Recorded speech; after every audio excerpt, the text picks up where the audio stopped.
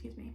I learned about something that I believe is new. Pretty much see how it tastes, let's be honest. It was kind of an impulse decision. Hello and welcome. You have made it to the last video in my FNCE 2022 series, so congrats.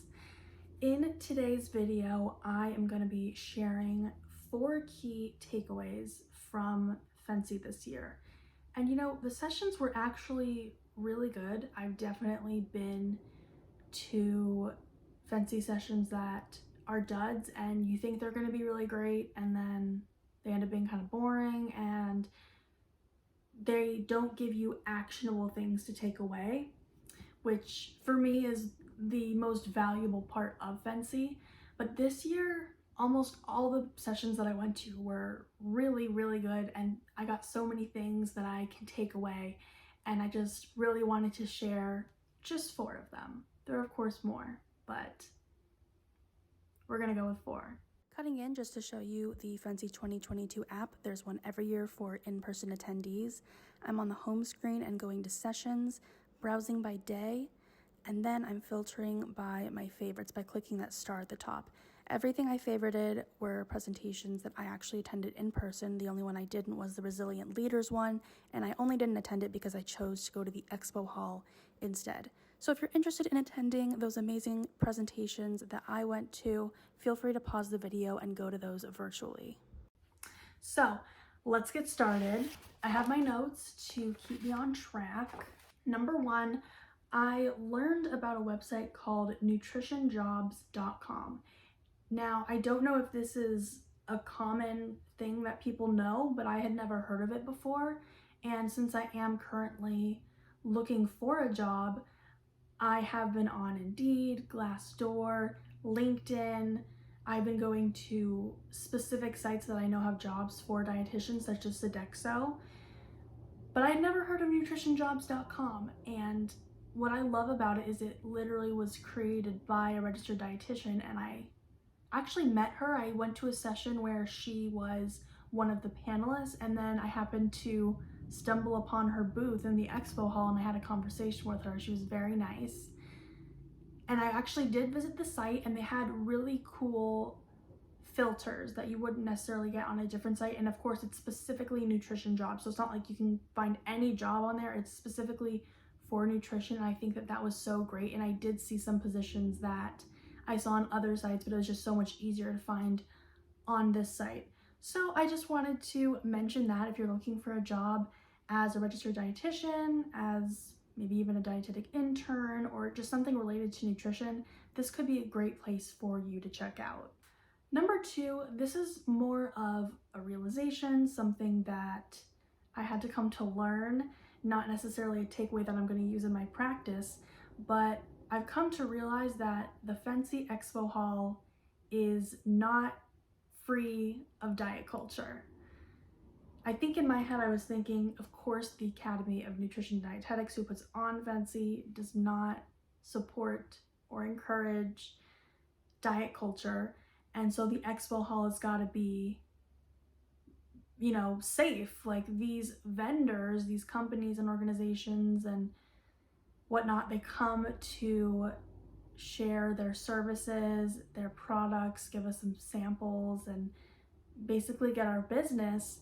And I'm thinking the Academy's got to vet them, right? They've got to get approved. So in my head, that must mean that they're safe and we can just trust that they're good.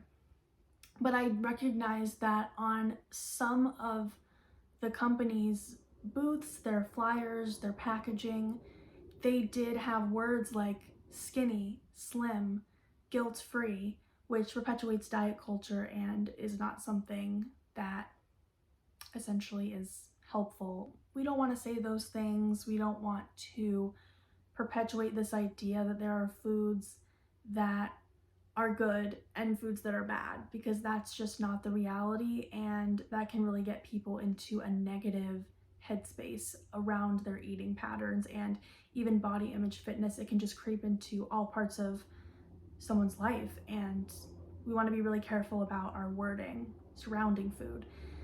So I did realize that, and I don't know if it was like that at past FNCEs. Well, I only went to one other one in person, the other one was virtual.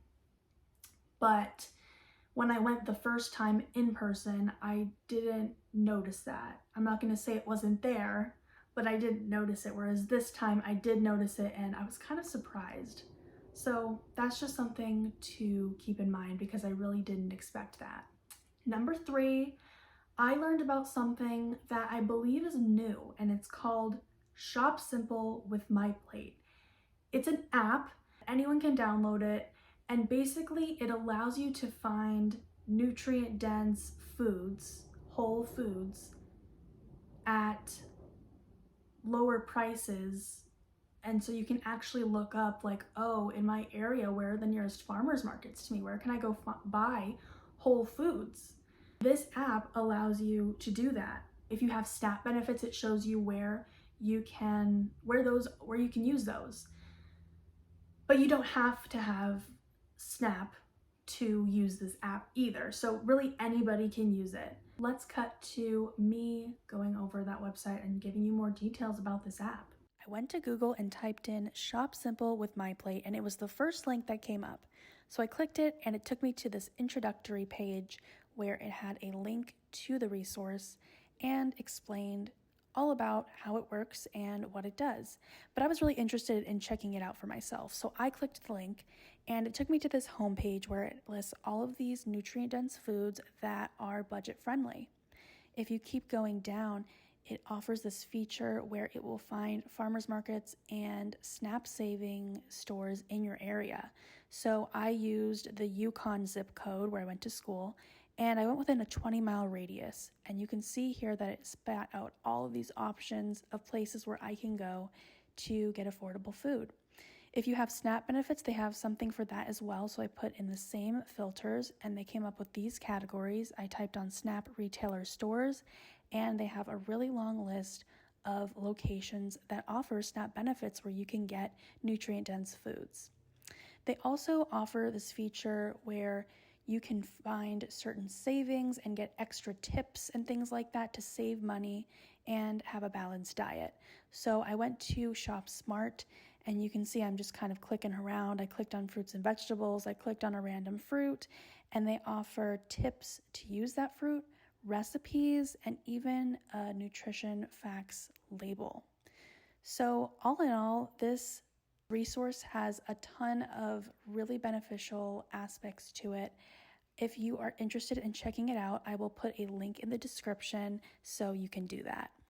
This app just seems like it would be so helpful for anybody, and as a registered dietitian, this could be a really great thing to recommend to my clients. And so I was really excited about this, the new developments.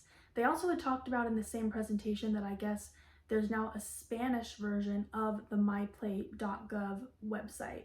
If you haven't heard of MyPlate, definitely check it out. A great resource. And I guess they have it in Spanish now.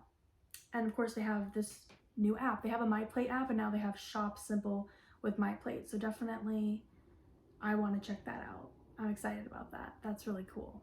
And number 4, I learned that there's a difference between food safety and food quality. And I'm not going to say that I didn't know there was a difference, but I think sometimes when someone says something in a way that really resonates with you, your mind kind of opens and you can think about things in a different way. And what was really interesting about this session where this person described this difference and pointed it out is that they have come across a lot of people who will throw food out that is perfectly safe to eat. The quality may have gone down, but it's safe. And actually, now that I think about it, this session was about sustainability, which is something that all dietitians have really pledged to promote and support. So we all want to be more sustainable, we want to waste less food, and we want more people to get the food that they need so that they're not hungry, and to support their bodies with just metabolic processes and just allowing them to live the life that they want to live. This was especially interesting to me because I had just made and posted a reel on Instagram, and then I also have it posted here on my channel about food safety and specifically about what to do with food after a power outage. And I actually made this video because I had just gone through a power outage. I'm temporarily living with my parents in California. That specific week where we had the power outage, it was so incredibly hot.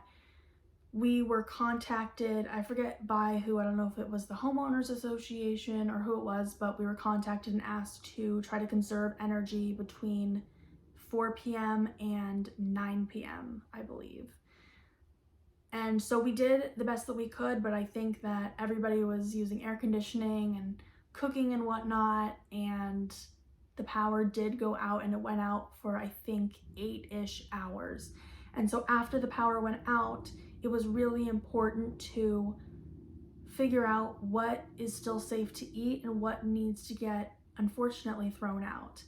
And because I support sustainability and I care about the environment, I don't want to be wasteful and just throw out any food, but I also don't want to be eating food that could potentially make me sick enough to hospitalize me or potentially even kill me because of the harmful bacteria that had the chance to grow in there. So this person was talking about how people will unnecessarily throw out food because of food quality. Food quality is things like the expiration date or the best by date.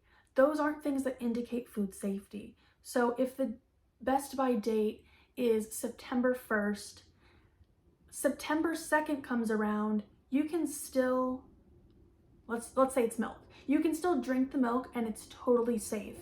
If it starts to maybe not taste as good, you can absolutely use it in baking maybe. But it's not unsafe. If it's stored at the proper temperatures, if it's been handled properly, then it's safe. It's just that the food quality has gone down.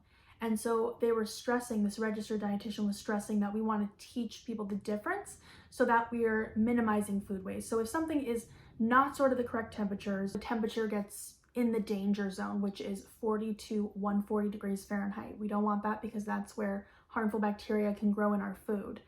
But if that happens, then we definitely need to look at what foods need to get thrown out because they could potentially have some really harmful bacteria in them and cause foodborne illness. As a dietitian, I want to allow people to feel confident with their choices and know that it is safe to eat something that's past the expiration date. It's just if it hasn't been stored or handled properly, that's when we may want to consider throwing it out depending on what it is. Alrighty, those were the big 4 takeaways I wanted to share with you today. I hope you enjoyed this FNCE series. It was kind of an impulse decision to make it, but I just had all these ideas and I thought it would be really fun and also to edit them kind of like episodes. So I hope you enjoyed that. If you did, please like this video, share it. Also, if you want to connect with me on another platform, feel free to follow me on my Instagram at moniqueava.nutrition. Other than that, I hope you have a great rest of your day. Bye. You're just gonna hear me sing for a second because I don't want to put in the effort to find copyright-free music. So we're just gonna look at some cute photos of me at FNCE in Orlando, Florida, and then also going to Disney World, Epcot, Animal Kingdom, Hollywood Studios, Magic Kingdom. Woo, do do do do do. Bye.